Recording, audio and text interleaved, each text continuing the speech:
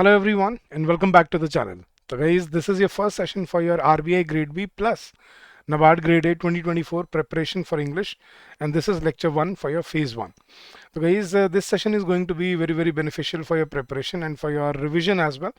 And in this series, we have been continuously helping you out in with your preparation in this journey. So guys, I hope this session will help you out for the same. And if you're preparing for English, I think this is the right stop, or this is the right choice that you have made here. So let's begin with the session for today, guys. And don't forget to like the session and don't forget to subscribe to our channel if you're new here. But before we go any further, I would like to inform you about our Grade B RBI Grade B crash course. So guys, these crash courses are very important. I'll show you for NABARD as well. So what you simply have to do is on your browser, just go type edutap.co.in. Right. So when you type this will be the landing page for you. Just on the top of the screen, you will see exams, courses, material, our resources. So in the courses, when you click on RBI Grade B, right, you will see that these are the courses that we are offering now. There is one quick revision batch which is going on. There is phase 1 plus phase 2 RBI Grade B live crash course which is also going on at the moment, and there is a separate test series for both phase 1 and phase 2. So either you can join them and this will benefit you in your preparation, so you can go check it out. And on the same line, guys, if you look for NABARD Grade A courses, right, similarly in NABARD Grade A we are offering you phase 1 and test series for your NABARD Grade A. Then there is a quick revision batch which is going on for NABARD Grade A, and there is a separate test series which is for NABARD Grade A for 2024 and as well as 2025. So you can choose whichever course you want to enroll in, and this will streamline your preparation for your exam side. So let's look at the RBI Grade B courses, guys. When you click on the live crash course, right, when you click on this, you will see that this is the landing page.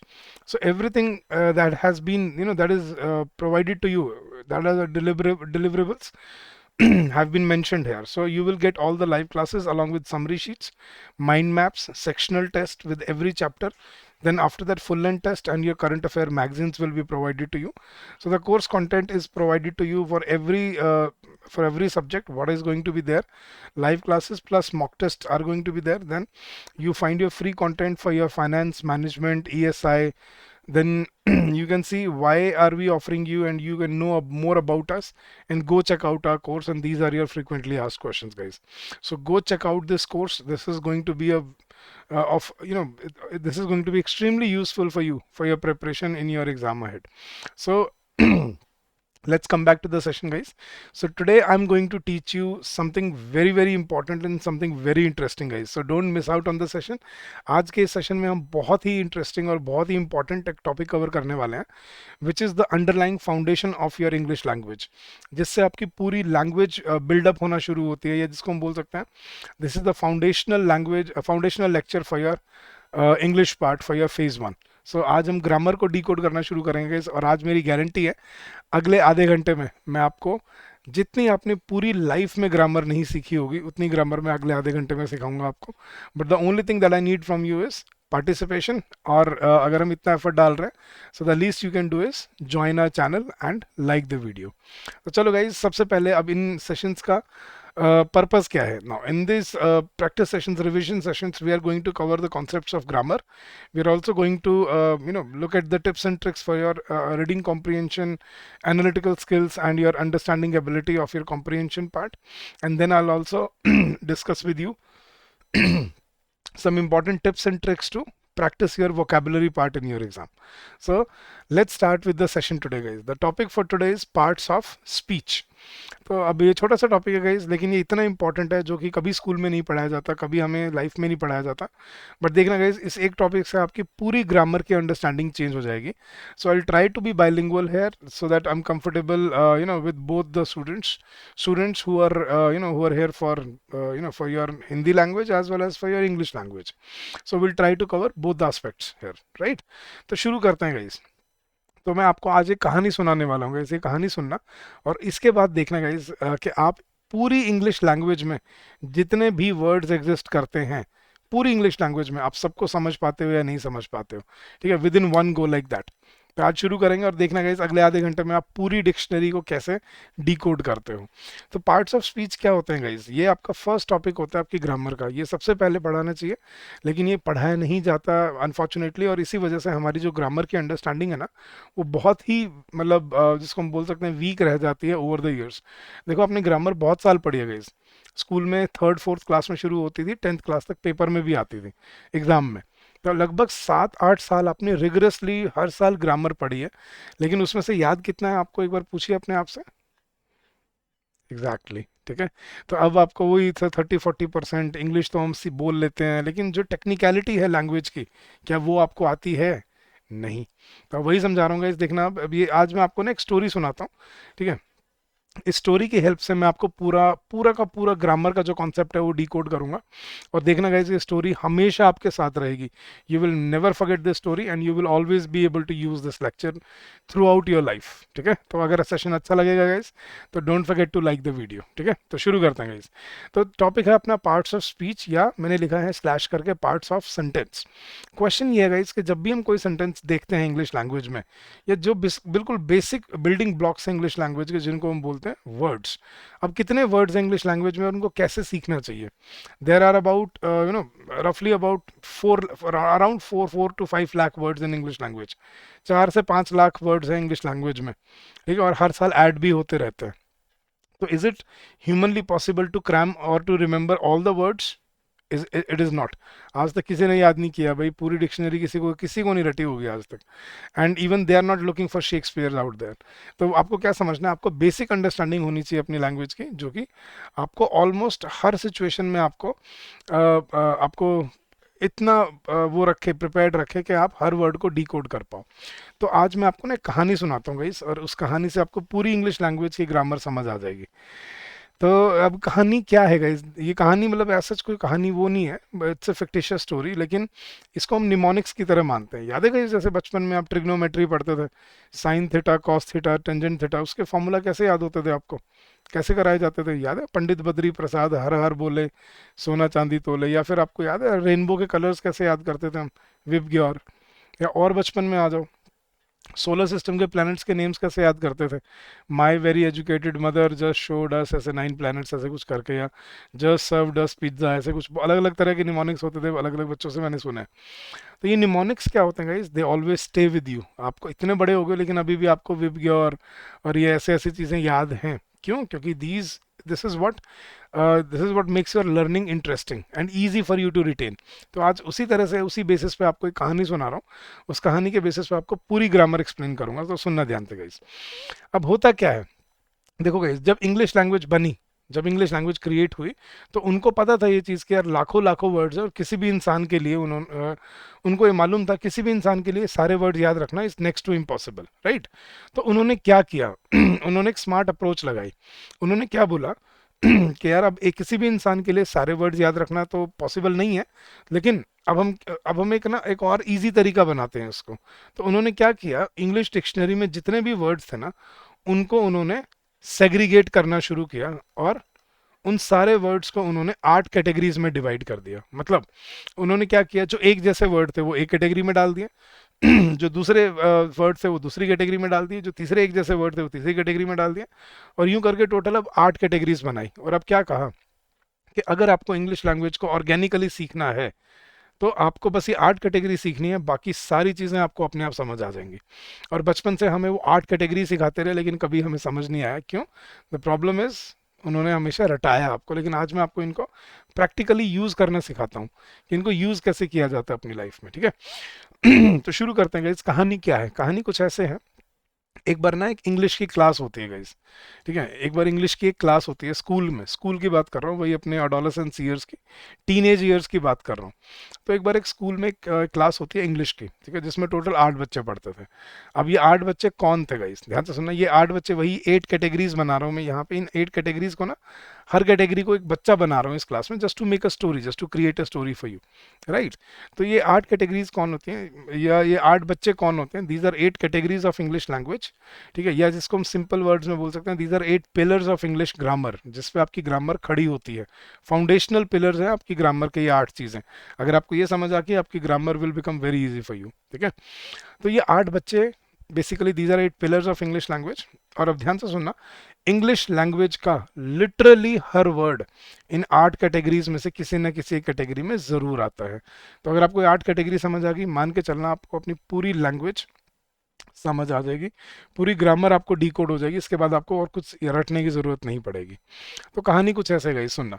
एक बार क्या होता है, एक बार एक English की class होती है, जैसे अपनी क्लास होती है, ठीक है, और इस क्लास में ना टोटल 8 बच्चे पढ़ते थे। अब ये 8 बच्चे, कुछ शरारती भी थे इनमें से, कुछ शरीफ भी थे, कुछ हंसमुख भी थे, कुछ चुपचाप बैठने वाले थे, जैसे हर क्लास में होता है। लेकिन जब छोटे होते हैं ना तब तो ठीक होता है, लेकिन जैसे ही ये बड़े होने लग जाते हैं, अपनी अडोलेसेंस में आ जाते हैं, तो एक दिन क्या होता है देखना गाइस, जब वो अपनी वो इस एज में आ जाते हैं ना, टीन एज ईयर्स में, जब नया नया जोश होता है अंदर, तो एक दिन एक बड़ा शरारती बच्चा क्लास में खड़ा होकर बोलता है कि यार आज से मैं अपना एक गैंग बना रहा हूँ। याद है गाइस, गैंग होते थे सबकी क्लासेस में। मतलब वो गैंग्स ऑफ वासेपुर नहीं बोल रहा मैं, कह रहा हूँ वो अपना मतलब वो फेवरेट वाले, कि हम 4 दोस्त उधर बैठेंगे, 4 बैक बेंचर हैं हम, ये हमारा वो गैंग है, हमारा ये वो वाला, इस तरह से ग्रुप बना लेते थे हम। तो ये वैसे वैसे ग्रुप की ही कहानी है। तो एक होता क्या है, ध्यान से सुनना गाइस, और इन्जॉय भी करना स्टोरी को, so that it can stay with you for ever, ठीक है। तो एक बार होता क्या है, एक बार एक बड़ा शरारती बच्चा होता है, वो क्लास में खड़ा होकर बोलता है कि आज से मैं अपना एक गैंग बना रहा हूँ। और वो बच्चा कौन था? नाउन्स, ठीक है। अब याद रखने की ट्रिक क्या है गाइस, ध्यान से देखना। N for nouns, N for names. कोई भी नाम है इंग्लिश लैंग्वेज में, कोई भी नेमिंग वर्ड है इंग्लिश लैंग्वेज में, याद रखना वो क्या होता है? नाउन। तो ये याद रखने की ट्रिक क्या है? N for noun, N for names. तो न से नाम, एन से नेम, एन से नाउन। मतलब आपकी इंग्लिश लैंग्वेज में कोई भी नाम है, कोई भी नाम है लिटरली, वो क्या होता है? एक नाउन होता है। अब नाउन नाम किस किस के हो सकते हैं? जैसे किसी इंसान का नाम है, जैसे फॉर एग्जांपल राहुल, रीना, रोहित, ठीक है, Rahul Rahul Gandhi, Narendra Modi, Kejriwal, Donald Donald Trump, ठीक है, बाइडन, कमला हैरिस, ये सारे क्या हैं आपके? नेम्स, नाउन्स, ठीक है। कोई इंसान का नाम है। नेक्स्ट, कोई जगह का नाम है, ठीक है, Delhi, Mumbai, China, Japan, America, India, earth, sun, Jupiter, Mars, कोई भी जगह है, छोटी से छोटी, बड़ी से बड़ी, किसी भी जगह का नाम है, इट्स अ नाउन। कोई भी चीज़ का नाम है, ऑब्जेक्ट का, mobile, pen, pencil, chair, table, non living चीज़ का नाम है, ठीक है, वो क्या होता है आपके? नाउन। इवन बियॉन्ड दैट, कोई रियल या अनरियल, अनरियल जैसे आपकी फीलिंग्स हैं, ठीक है, वो फिजिकली वर्ल्ड में एग्जिस्ट नहीं करते, बट फीलिंग्स के भी तो नाम होते हैं ना guys. Happiness, sadness, society, Mankind, love, care, Joy, anger, ये सारे आपके फीलिंग्स के एब्स्ट्रैक्ट नाउन्स बोलते हैं इनको हम। तो ये आपके ये भी नाम होते हैं, चाहे लिविंग है, नॉन लिविंग है, जैसे चाहे विजिबल है, इनविजिबल है, गॉड, एयर, ऑक्सीजन, ये सब क्या है आपका? मतलब कोई भी आपने नाम रखा हुआ है यार, ये याद रखना सिंपल सेंस में। Be it a name of a person, place, thing, feeling, action, notion, whatever it is, ठीक है, इट्स योर ओपिनियन, जो भी आपने नाम रखा हुआ है, ठीक है, वो क्या होता है आपका? नाउन। Simple as that. तो जैसे मैं एग्जांपल मेरे साथ एक्सप्लेन करता चलूंगा, जैसे रोहित इज रनिंग। अब रोहित इज रनिंग में नाउन क्या था गाइस अपना? रोहित, राइट। मैं बोलता हूँ रीना इज डांसिंग, इसमें नाउन क्या है? रीना। मैं बोलता हूँ Delhi is the capital, noun क्या है? Delhi. India is a great country, noun क्या है? India. This is my pen, noun क्या है? पेन, ठीक है। I have a car, noun क्या है? कार। तो ये सारे वर्ड्स क्या होते हैं आपके? नाउन्स। तो अब ध्यान से सुनना गाइस, आई थिंक क्लियर हो गया। कोई भी नाम जो आपकी इंग्लिश लैंग्वेज में एग्जिस्ट करता है वो क्या होता है आपका? नाउन। तो जैसे मैं बोलता हूँ Rohit is a smart boy, इसमें नाउन क्या है गाइस? आपको क्या लग रहा है? राहुल। यस। बट मेरे क्वेश्चन है आपसे guys, Rahul is a good boy में राहुल तो नाउन है, बट बॉय क्या है यहाँ पे? सोचा? Exactly exactly. अब सुनना गाइस ध्यान से।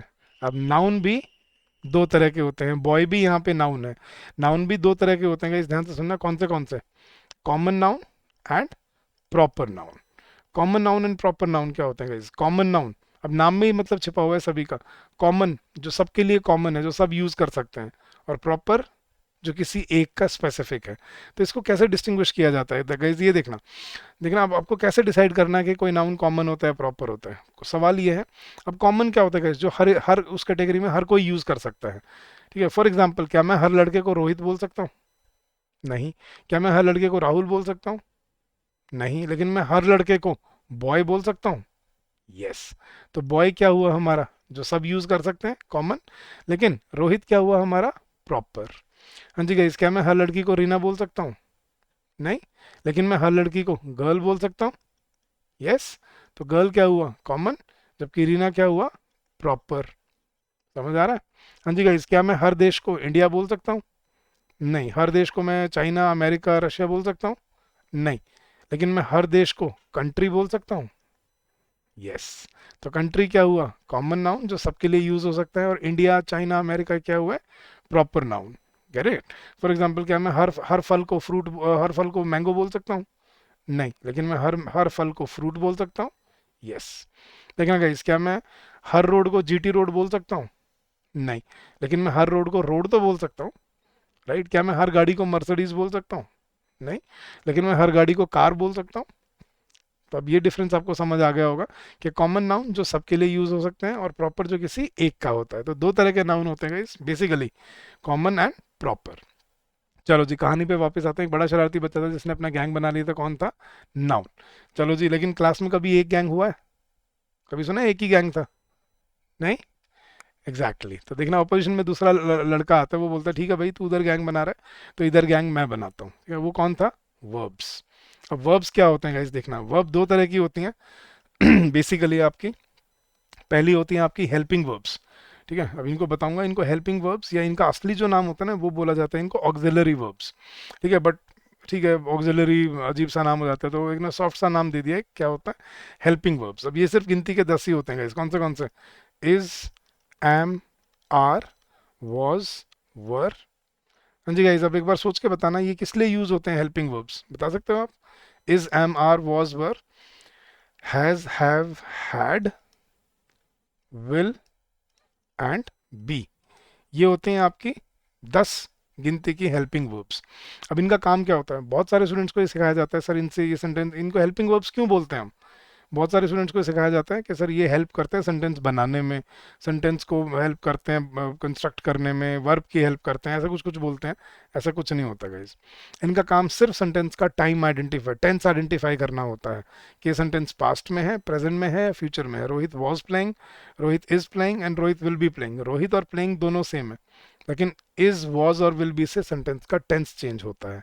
तो इनका काम सिर्फ क्या होता है गाइस? हेल्पिंग वर्ब्स का सेंटेंस का टेंस बताना कि सेंटेंस कौन से टेंस से बिलोंग करता है। ठीक है, और इस सेंटेंस को बनाने में मदद करते हैं। ये वो भी डेफिनेशन गलत है। क्यों? क्योंकि अगर आप कह रहे हो कि सेंटेंस को बनाने में मदद करते हैं, तो इनके बिना तो फिर सेंटेंस नहीं बनना चाहिए, राइट? लेकिन देखना guys, Rohit plays football, Reena works in my company, she travels by bus. कोई हेल्पिंग वर्ब नहीं है इन सेंटेंसेस में, लेकिन सेंटेंस तो बने हुए हैं। तो आपको यही समझना है कि हेल्पिंग वर्ब का काम सेंटेंस का टेंस बताना होता है, ना कि सेंटेंस में सेंटेंस की हेल्प करना बनाने में, या सब्जेक्ट की हेल्प करना, या वर्ब की हेल्प करना, ऐसा कुछ नहीं होता। तो हेल्पिंग वर्ब जो आपको सेंटेंस का टेंस बताती है। ये तो गिनती की 10 ही है, लेकिन मेन जो है इसमें, अब वर्ब क्या बोलता है कि इंग्लिश डिक्शनरी में जितने भी एक्शन वर्ड्स हैं वो सब मेरे पास हैं। एक्शन वर्ड से मेरा क्या मतलब है? कोई भी वर्ड जो आपको कोई एक्शन होता हुआ बताता है। फॉर एग्जाम्पल रनिंग, मैं बोलता हूँ रोहित इज रनिंग, इसमें इस सेंटेंस में कौन सा वर्ड आपको एक्शन होता हुआ बता रहा है? रनिंग। सीता इज डांसिंग, कौन सा वर्ड एक्शन होता हुआ बता रहा है? डांसिंग। बॉयज आर प्लेइंग, कौन सा वर्ड एक्शन होता हुआ बता रहा है? प्लेइंग। तो playing, working, eating, walking, sleeping, dancing, teaching, learning, preparing, developing, ये सारे क्या हैं आपके? Action verbs. तो वर्ब क्या कहता है कि कोई भी इस डिक्शनरी में जो एक्शन वर्ड है, जो एग्जिस्ट करता है, वो मेरे पास होता है। तो अब देखना गाइस क्या होता है। नाउन क्या बोलता है? मेरा नाम चलता है, क्योंकि सारे नाम, सारे नेमिंग वर्ड्स मेरे पास हैं। और वर्ब क्या बोलता है? मेरा काम चलता है, क्योंकि सारे एक्शन वर्ड्स मेरे पास हैं। अब ये दो गैंग के लीडर बन जाते हैं गाइस। तब देखना आगे क्या होता है। ठीक है, जैसे ही लीडर बन जाते हैं, अभी गैंग के लीडर बन जाते हैं, लेकिन गाइस गैंग एक एक से तो नहीं बनता, अब गैंग बड़ा भी करना है। तो देखना होता क्या है, जैसे ही गैंग बड़ा करने की बारी आती है ना, तो किस्मत से पता चलता है कि नाउन, नाउन का एक छोटा भाई होता है, और वो इसी क्लास में पढ़ता था। ध्यान से सुनना गाइस, अब स्टोरी इंटरेस्टिंग होती जाएगी। अब नाउन का एक छोटा भाई होता है जो इसी क्लास में पढ़ता था। कौन था नाउन का छोटा भाई? Pro noun. ठीक है, अब याद रखने की ट्रिक क्या है गाइस? देखना, नाउन से नाउन याद रह जाएगा आपको, नाउन से नाउन। और ब्रदर को हम शॉर्ट में क्या बोल देते हैं? ब्रो बोल देते हो आप। तो bro of noun, pro of noun, बस याद रखने की निमोनिक्स है गाइस, ट्रिक है। तो bro of noun, pro of noun क्या हो गया हमारा? प्रोनाउन। कोई भी वर्ड जिसको हम प्रोनाउन बोलते हैं वो क्या होता है गाइस? देखना, नाउन से नाउन तो याद रह जाएगा। ब्रदर, अब छोटे भाई का काम क्या होता है गाइस? देखना, जब भी बड़ा भाई और छोटा भाई इकट्ठे होते हैं एक साथ में, हमेशा बड़ा भाई क्या करता है? रौब जमाता है छोटे पे, बोलता छोटे मैं थोड़ा घूम के आ रहा हूँ, पीछे से संभाल लियो, राइट? राइट, सबने एक्सपीरियंस किया होगा ये। तो सेम काम यहाँ पे होता है। जब भी किसी सेंटेंस में से नाउन को जाना होता है, वो अपनी जगह पे किसको लगा जाता है? प्रोनाउन को। फॉर एग्जाम्पल, जैसे रोहित इज रनिंग, इसमें नाउन क्या था गाइस? रोहित नाम था। क्या मैं रोहित की जगह ही लगा सकता हूँ? He is running. Rohit is running को ही इज रनिंग बोल सकते हैं? यस। हाँ जी, सीता इज डांसिंग, सीता की जगह हम शी लगा सकते हैं। शी क्या हुआ? एक प्रोनाउन। अपने नाम के लिए क्या लगाते हो आप? आई। ठीक है, सामने वाले के लिए यू, हमारे लिए वी, उनके लिए दे, किसी नॉन लिविंग ऑब्जेक्ट के लिए इट। ये सारे क्या हैं गाइस आपके एग्जांपल्स ऑफ प्रोनाउंस। क्या इतने ही होते हैं प्रोनाउन? नहीं। आई का देखना मी भी होता है, आई का माई भी बनता है, माई सेल्फ भी बनता है, माइन भी बनता है, और भी बहुत सारे प्रोनाउन होते हैं ऐसे ऐसे करके, लेकिन रटे नहीं जा सकते। जैसे मैंने कहा था ना, डिक्शनरी रटी नहीं जाएगी लेकिन समझी जा सकती है। उसको आप कैटेगराइज सेग्रीगेट करके आप उसको ब्रेक डाउन करके समझ सकते हो हर वर्ड को। ठीक है, जैसे मैंने बोला every one of the students is is present. अब यहाँ एवरी वन किसके लिए लग रहा है? स्टूडेंट्स के लिए, सभी के लिए, राइट। तो एवरी वन यहाँ पे क्या हुआ? एक प्रोनाउन हुआ। अब अगर आपको अंडरस्टैंडिंग है ना कि ये नाम की जगह पे लग रहा है, तो आप अपने आप समझ जाओगे this is acting as a pronoun. तो प्रोनाउन क्या होते हैं गाइस? कोई भी वर्ड जो किसी नाउन को रिप्लेस करके उनकी जगह पे आता है सेंटेंस में, उनको हम क्या बोलते हैं? प्रोनाउंस, नाउन का छोटा भाई। चलो जी, उसका गैंग बड़ा हो गया, वो खुश। लेकिन ये देख के वर्ब को टेंशन होना लाजमी है। अब वर्ब की टेंशन किस बात की कि यार मैं नाउन भी पहले, गैंग भी नाउन ने बनाया पहले, और उसका तो छोटा भाई भी है। मेरे तो कोई भाई भी नहीं है, मैं क्या करूँगा? लेकिन जो वर्ब होता है ना, वह बंदा स्मार्ट होता है, बोलता है यार कोई बात नहीं, भाई नहीं है तो क्या हो गया, मैं खाली थोड़ी बैठूंगा ऐसे अकेला। तो वो अपने फ्रेंड को बोलता है जाके, बोला यार मेरे गैंग में आ जा, मेरी थोड़ी सी हेल्प कर दिया अगर, हम भी भाई की तरह रहेंगे। और उसका फ्रेंड भी मान जाता है। अब देखना उसका फ्रेंड कौन था? Adverbs. देखिए, अपना नाम भी खुद ही बता रहा है, अपना काम भी खुद ही बता रहा है। देखना गाइस, वर्ब से वर्ब याद रह जाएगा, वर्ब्स। ठीक है, तो वर्ब से वर्ब याद रह जाएगा, और एडवर्ब क्या बता रहा है? खुद ही क्या बता रहा है? ऐड करना। तो एडवर्ब का बेसिकली काम क्या होता है? To add. लेकिन क्या ऐड करना? असली सवाल ये है, टू ऐड क्वालिटी। मतलब बेसिकली इनका काम, मेजर काम जो होता है वो क्या होता है? To add quality into verbs, कि किसी वर्ब में क्वालिटी ऐड करना। अब वर्ब बेसिकली क्या थी हमारी? मोस्टली एक्शन वर्ड्स थी। तो किसी एक्शन वर्ड में क्वालिटी ऐड करना। बच्चा बोलते हैं सर किसी एक्शन वर्ड में क्वालिटी कुछ समझ नहीं आ रहा, एक्सप्लेन करोगे एक बार? फॉर एग्जाम्पल गाइज, मैंने बोलता हूँ शी वॉज ड्राइविंग, और फिर मैंने बोला शी वॉज ड्राइविंग रैशली। हाँ जी गाइज, पहले जब मैंने बोला शी वॉज ड्राइविंग, शी क्या है हमारा? प्रोनाउन। वॉज क्या है? Helping verb. और ड्राइविंग क्या था? हमारा एक्शन वर्ब। लेकिन जब फिर मैंने बोला she was driving rashly, rashly किसको बोल रहे हैं हम यहाँ पे? ड्राइविंग को। ड्राइविंग क्या है हमारा? वर्ब। तो हमारा रैशली क्या हो गया यहाँ पे? Adverb. हाँ जी, द सोल्जर फॉट ब्रेवली। ठीक है, द सोल्जर फॉट ब्रेवली। क्या है एडवर्ब इसमें guys? Bravely. he was working smartly, she was dancing beautifully, they were walking carefully, she was shouting loudly। तो ये सारे जो वर्ड्स होते हैं जो किसी एक्शन में क्वालिटी ऐड कर देते हैं, उनको हम क्या बोलते हैं guys? Adverbs. he was sitting patiently। ठीक है, they were behaving nicely।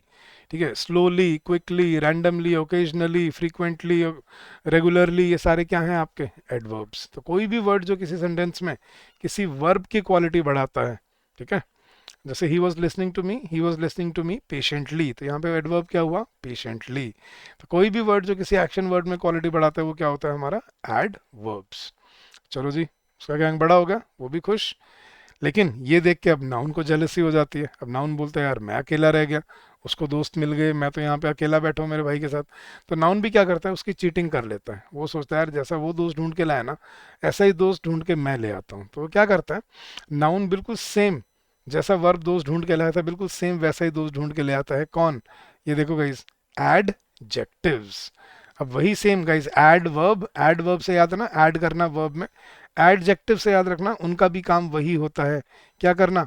To add quality. Same वही क्वालिटी ऐड करना, लेकिन किस में?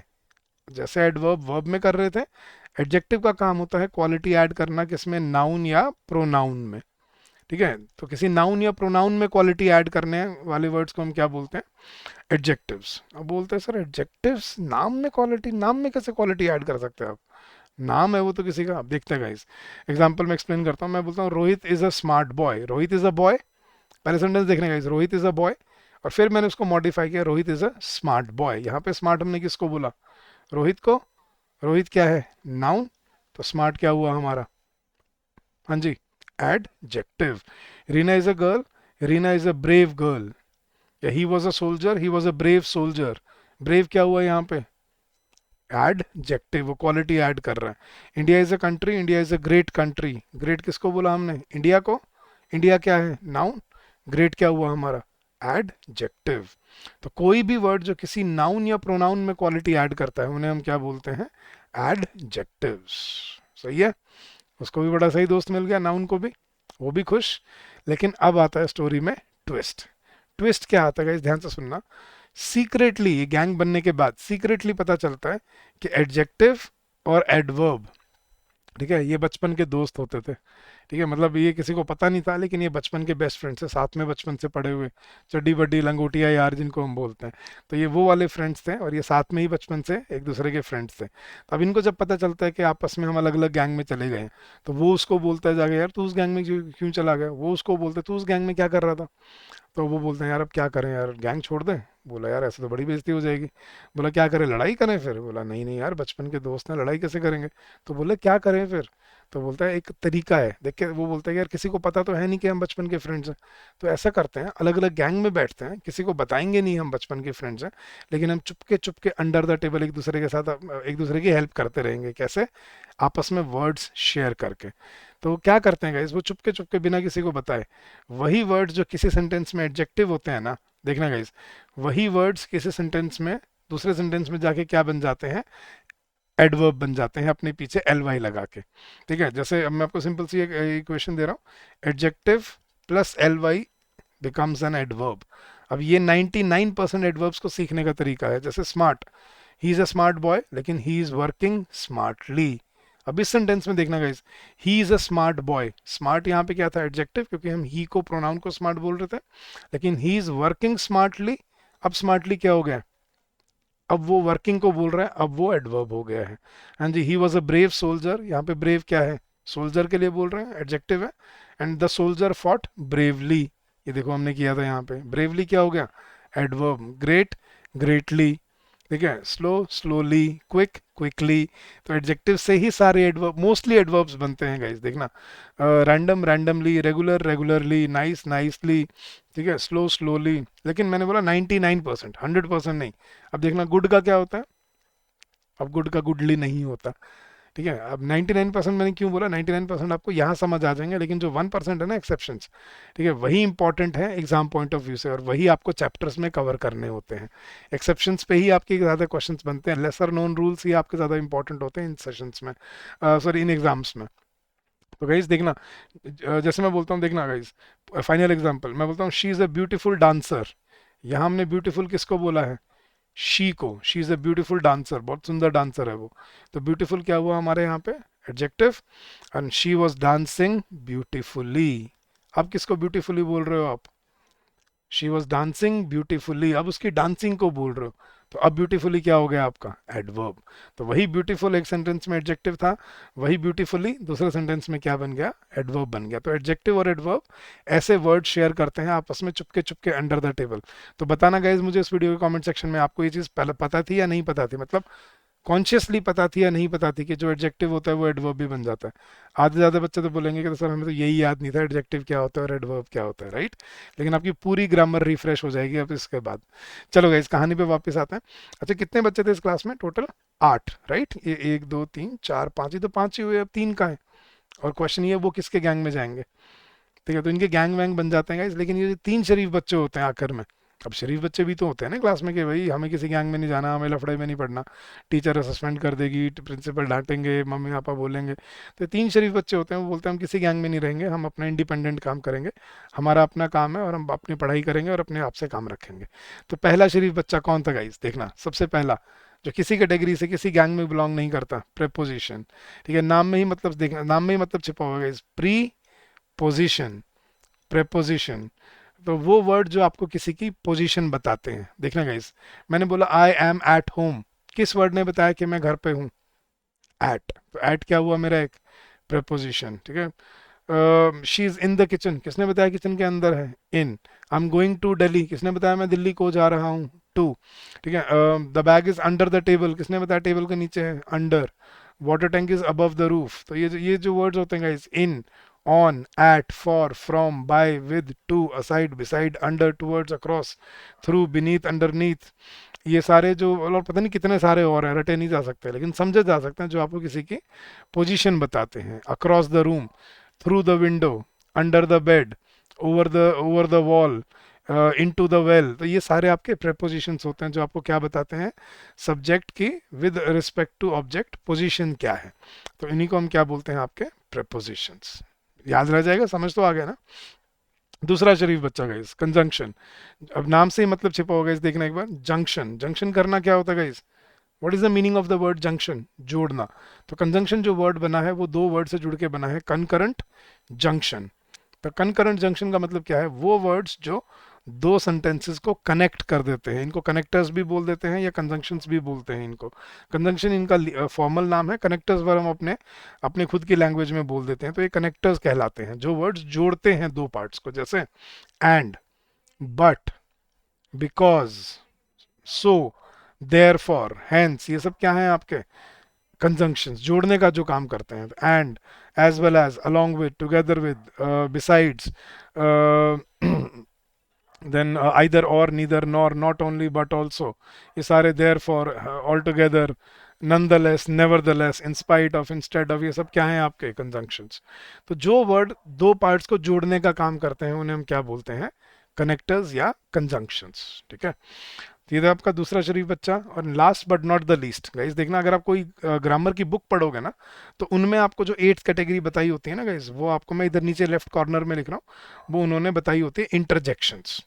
अब इंटरजेक्शंस बेसिकली क्या होते हैं गाइस, आपके वो वर्ड्स जो एक्सक्लेमेशन के लिए यूज किए जाते हैं। अब ये आपकी फॉर्मल रिटन इंग्लिश में यूज नहीं होते, तो आपके एग्जाम पॉइंट ऑफ व्यू से ये इंपॉर्टेंट नहीं है, इसलिए मैं आपको इनको नहीं पढ़ाता गाइस। ये आपको बुक्स में मिलेंगे लेकिन मैं इनको नहीं पढ़ाता, क्योंकि ये आपके एग्जाम या आपकी इस पर्टिकुलर प्रिपरेशन के लिए यूजफुल नहीं है। These are informal, these are कम्युनी वर्बल इंग्लिश के वर्ड्स हैं। अब कौन से वर्ड्स होते हैं गाइस, देखना, जिनसे आप अपने इमोशन एक्सप्रेस करते हो। जैसे ये वर्ड देखा गाइस अपने, वाओ, ठीक है, अलास, ठीक है, ब्रावो, ओह, ये जो वर्ड्स होते हैं ना जिनके पीछे एक्सक्लेमेटरी साइन होता है, इनको बोलते हैं इंटरजेक्शंस। ये अपने इमोशंस को लिख के एक्सप्रेस करते हैं। जैसे आपने मुझे मैसेज किया, सर मेरा पेपर क्लियर हो गया, मैं आपको लिख के भेजता हूँ, वाओ यार अमेजिंग।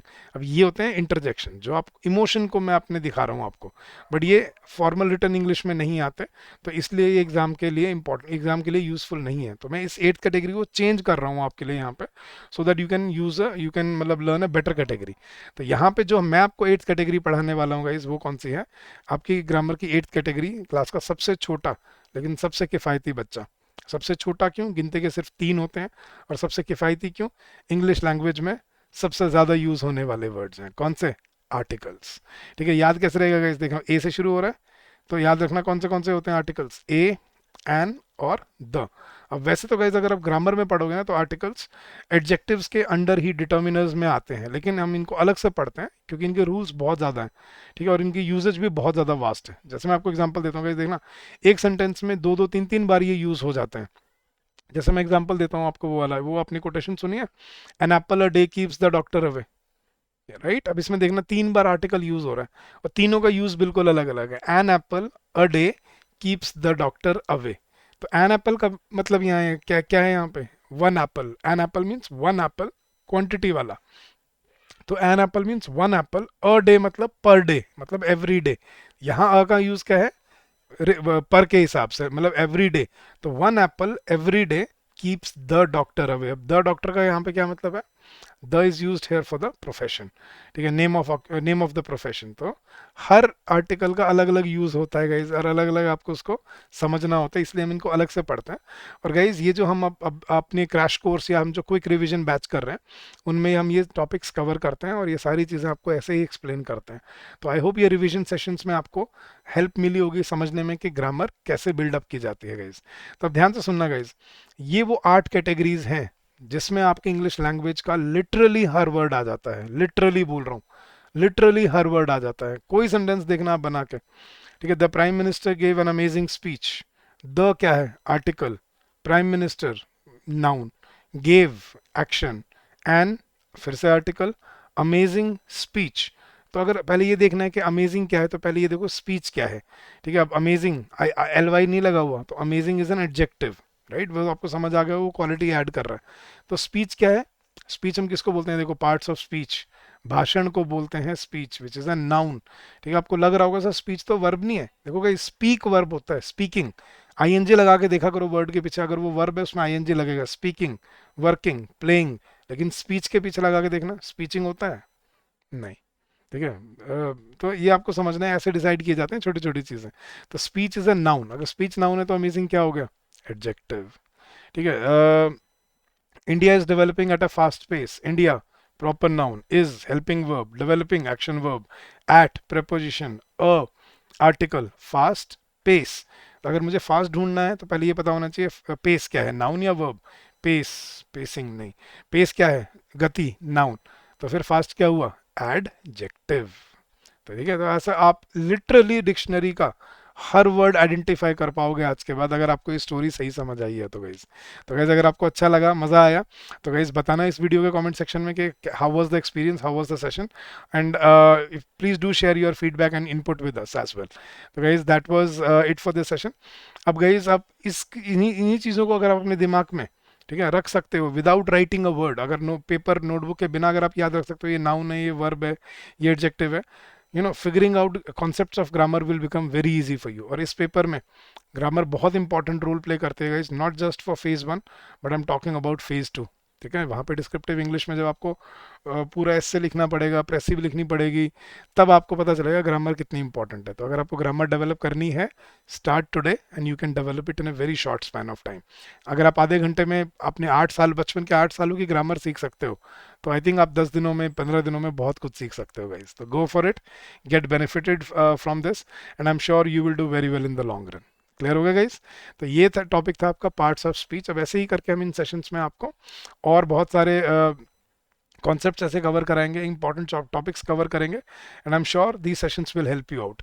बट गाइज अगर आपको सारे देखो, हम सारे टॉपिक्स तो नहीं करा पाएंगे, इतना टाइम नहीं होता, लेकिन अगर आपको सारे टॉपिक्स करने हैं कवर, तो हमारा क्रैश कोर्स अभी चल रहा है, हमारा क्विक रिवीजन बैच अभी चल रहा है, और हमारी टेस्ट सीरीज भी अभी शुरू लॉन्च हुई है, तो आप उनमें से ज्वाइन कर सकते हो। मैंने आपको इस सेशन के शुरू में दिखाया था how can you enroll in that, and there is a special discount going on, so go get benefited from it guys. So वही आपकी जो, अगर मैं इन्हीं चीज़ को जो मैं आपको वर्ड्स में रिवाइज कराना चाहूँगा, इस देखना एक बार, तो there are basically 8 categories in English grammar. वही जो मैंने आपको बताया ना, noun, pronoun, adjective, verb, adverb, preposition, conjunction, और यहाँ इंटरजेक्शन की जगह हमने क्या पढ़ा? आर्टिकल्स। ठीक है, वही देखना गाइस। नाउन क्या होता है? यही चीज़ आपको बचपन में रटाई गई है, मैंने आपको प्रैग्मेटिक वे में प्रैक्टिकली इनको अपने साथ रखना सिखा दिया आज। So if you can learn English this way, this will become a very scientific approach towards your learning. So a noun is the name of a person, think, feeling. A pronoun is a word used in place of noun. An adjective is a word describing the describing or qualifying a noun. Just a good boy, blue jeans. A verb is an action word used to convey and helping verb. Adverb is word that adds quality to verb. Preposition which shows relation between a noun and a pronoun. In simple words, it shows you position. Conjunction is joining words, connecting words, and interjection जैसे मैंने आपको बताया था, आह, ouch, wow, ये नहीं आते paper में, तो यहाँ पे हमने पढ़ा इसकी जगह पे आर्टिकल्स। तो गाइस पूरी ग्रामर आपकी इसी में सिमटी हुई है, इससे बाहर आपकी इंग्लिश लैंग्वेज में एक भी वर्ड नहीं आता। गाइस ध्यान से सुनना, जो 4-5 लाख वर्ड जो मैं आपको बता रहा था, वो सारे इन 8 कैटेगरीज में डिवाइडेड हैं, इनसे बाहर कोई वर्ड नहीं बचता। तो अगर आपने ये कंट्रोल करना शुरू कर दिया, आप अपनी ग्रामर को कंट्रोल कर पाओगे। So thank you so much for your for your receptiveness, for your patience, and for your kind words, guys. Do share your feedback with us, guys, on our email address. You have our email ID with us, with you. That is hello@edutab.co.in. And please do let us know your inputs. What else do you need from us? What can we, do better for you? And we will be more than happy to help you out and serve you in this journey ahead. So, guys, as EduTab promises to you, we are always there to help you out. We are always there to support you at every turn, at every corner, and I'm sure these sessions will help you for the same. So guys, I wish you all the very best. I wish you all the success in your endeavors ahead. Keep on working hard, keep on giving your best, and I'm sure you will come out with flying colors. Now if you have any doubt, if you have any query regarding our courses, you can always call us on this number during the office hours, that is 8146207241, or you can also drop us an email on the same email ID, that is hello@edutab.co.in, and this is where you can go check out our courses and our deliverables, that is www www.edutab.co.in. So guys, again, happy learning to all of you. Have a great day ahead and keep up the good work. Thank you guys. I'll see you again very soon with another session for the same. So take care. Bye bye. And happy learning to all of you.